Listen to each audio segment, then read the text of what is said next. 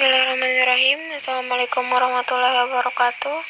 Nama saya Salma Arunisa. Di sini saya akan menjelaskan makalah tentang ijarah. Saya dari kelompok 12 yang beranggotakan 2 orang, yaitu Salma Arunisa dan Indah Nurjalika. Saya akan menjelaskan tentang pengertian ijarah. Lafaz al-ijarah dalam bahasa Arab berarti upah, sewa, jasa atau imbalan. Al-ijarah merupakan salah satu bentuk kegiatan muamalah dalam memenuhi keperluan hidup manusia, seperti sewa menyewa, kontrak, atau menjual jasa perhotelan, dan lain-lain.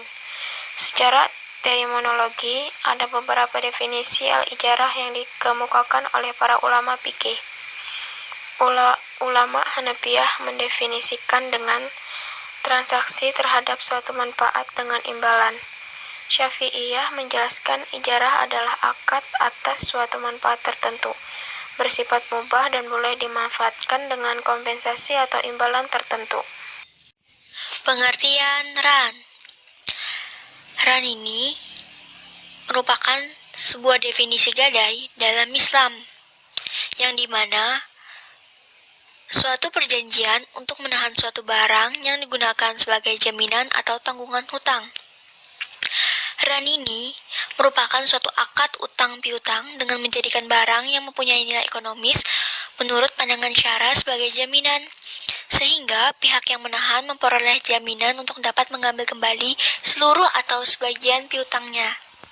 Barang yang digunakan sebagai jaminan atau tanggungan hutang itu seperti barang bergerak maupun tidak bergerak.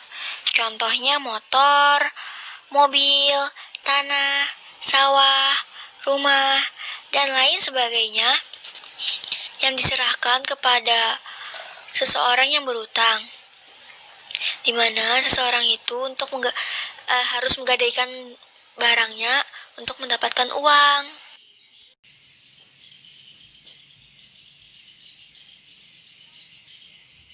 Rukun ijarah atau sewa menyewa. Menurut Hanafiyah, rukun ijarah hanya satu, yaitu ijab dan kabul dari dua belah pihak yang bertransaksi. Rukun ran atau rukun gadai. Yang pertama ada syigat. Syigat ini yaitu lafaz ijab dan kabul pada saat akad. Syigat ini adalah lafal. Menurut ulama Hanafiyah, apabila akad itu dibarengi dengan syarat tertentu atau dikaitkan dengan masa yang akan datang, maka syaratnya batal, sedangkan akadnya sah.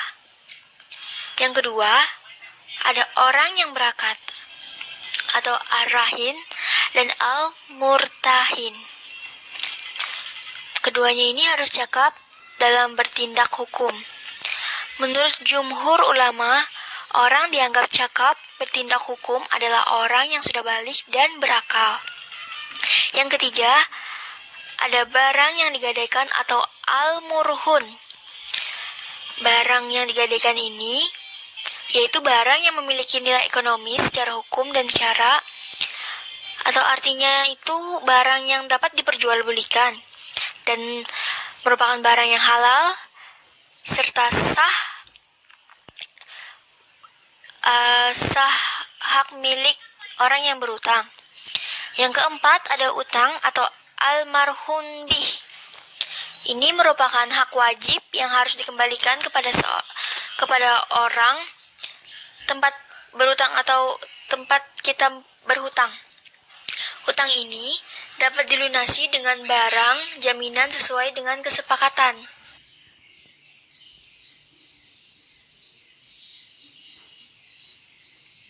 Dasar hukum ijarah. Dasar-dasar hukum atau rujukan ijarah adalah Al-Quran, Al-Sunnah, dan Al-Ijma'. Dasar hukum ijarah dalam Al-Quran adalah, jika mereka telah menyusukan anakmu, maka berilah upah mereka. Quran Surah At-Talaq ayat 6. Dasar hukum ijarah dalam Al-Hadis adalah, berikanlah olehmu upah yang seawan sebelum keringatnya kering. Riwayat Ibnu Majah.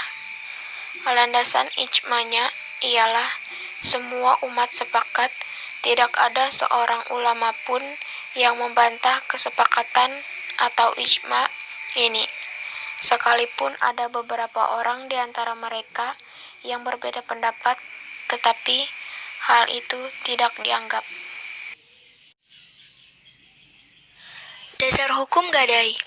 Pada dasarnya, hukum pegadaian dalam Islam diperbolehkan, sebagaimana yang tertera dalam Quran Surah Al-Baqarah ayat 283, yang dimana jika kamu dalam perjalanan dan bermuamalah tidak secara tunai, atau sedangkan kamu tidak memperoleh seorang penulis, maka hendaklah ada barang tanggungan yang dipegang oleh yang berpiutang. Akan tetapi, jika sebagian kamu mempercayai sebagian yang lain, maka hendaklah yang dipercayai itu menunaikan hutangnya. Dan hendaklah ia bertakwa kepada Allah Subhanahu wa Ta'ala sebagai Tuhannya, dan janganlah kamu, para saksi, menyembunyikan persaksian. Quran Surah Al-Baqarah ayat 283. Para ulama juga menyepakati bahwasanya gadai itu diperbolehkan apabila dalam keadaan safar dan tidak safar. Sebagaimana sabda Rasulullah SAW dari Aisyah radhiyallahu anhu, ia berkata, Nabi Muhammad SAW pernah membeli makanan dari orang Yahudi secara tidak tunai atau hutang. Lalu beliau memberikan gadaian berupa baju besi. Hadis riwayat Bukhari nomor 2068 dan Muslim nomor 1603. Unsur-unsur ijarah. Unsur ijarah sebagai berikut. A. Pemilik yang menyewakan manfaat yang disebut mujir atau orang yang menyewakan. B. Orang yang memberikan sewa disebut mustajir atau orang yang menyewa atau penyewa. C. Sesuatu yang diakad untuk diambil manfaatnya disebut ma'jur atau sewaan. Dan D. Jasa yang diberikan sebagai imbalan. Unsur-unsur gadai. Adanya rahin dan murtahin. Rahin dan murtahin adalah pemberi dan penerima gadai. Pemberi dan penerima gadai ini haruslah orang yang sudah balik, sudah cakap untuk melakukan sesuatu perbuatan hukum sesuai dengan ketentuan syariat Islam. Dalam Islam, dianjurkan jika kita ingin melakukan gadai, untuk menggunakan gadai syariah, karena akan meminimalisirkan perbuatan riba. Dalam gadai syariah tidak ada riba, yang ada adalah upah jasa titip barang yang kita jadikan sebagai jaminan tersebut. Dan upah jasa titip ini tidak sebesar di gadai konvensional pada umumnya. Jadi gadai syariah ini tidak mengandung unsur riba. Jenis-jenis ijarah. Berdasarkan objek yang disewakan, ijarah ini bisa dibedakan menjadi dua jenis, yaitu sebagai berikut. 1. Manfaat terhadap aset yang tidak bergerak, misalnya seperti rumah, mobil, dan motor. 2. Manfaat terhadap aset saja, misalnya seperti yang berasal dari hasil karya atau dari pekerjaan seseorang. Dalil yang mengatur transaksi ijarah.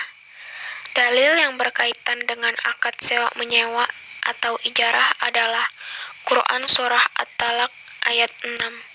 Allah Subhanahu wa Ta'ala berfirman, yang artinya, kemudian jika mereka menyusukan anak-anakmu untukmu, maka berikanlah kepada mereka upahnya, dan musyawarahkanlah di antara kamu segala sesuatu yang baik. Dan jika kamu menemui kesulitan, maka perempuan lain boleh menyusukan anak itu untuknya. Quran Surah At-Talaq ayat 6. Begitu juga dalam hadis dijelaskan tentang akad sewa-menyewa dalam hadis riwayat Muslim, yang artinya, sesungguhnya Rasulullah SAW melarang akad mujaraah dan memerintahkan akad muajarah sewa-menyewa. Hadis riwayat Muslim. Dalil yang mengatur transaksi ran atau gadai. Dalil utama yang menjelaskan disyariatkannya pegadaian adalah firman Allah Subhanahu wa taala yang tertera pada Quran surah Al-Baqarah ayat 283. Di dalam Quran surah Al-Baqarah 283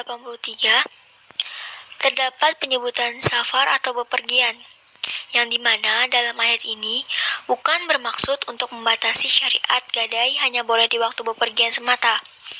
Akan tetapi, hal itu dikarenakan dahulu gadai seringkali dilakukan dalam perjalanan.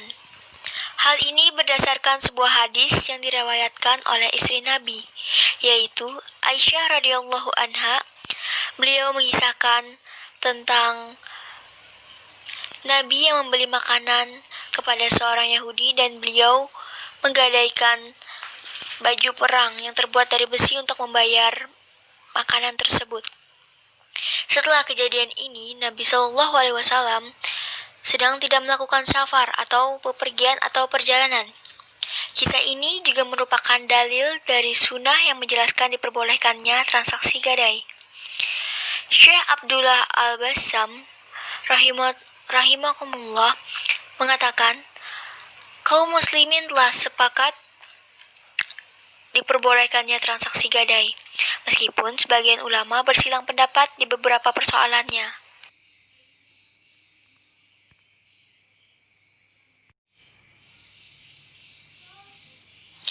Jadi kesimpulannya, akad al-ijarah adalah akad pemindahan hak pakai atas manfaat, barang atau jasa dalam waktu tertentu dengan pembayaran upah sewa. Sedangkan ran adalah suatu akad utang piutang dengan menjadikan barang yang memiliki nilai harta menurut pandangan syara sebagai jaminan hutang sehingga si penggadai boleh mengutang.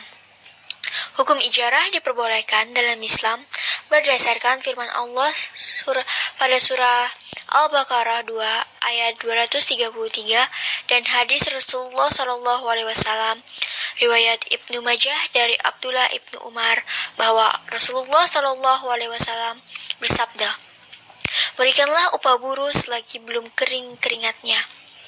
Hukum ran juga diperbolehkan dalam Islam berdasarkan Quran surah Al-Baqarah ayat 283. Terima kasih atas perhatiannya.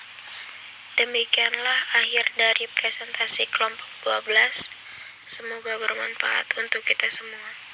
Wassalamualaikum warahmatullahi wabarakatuh.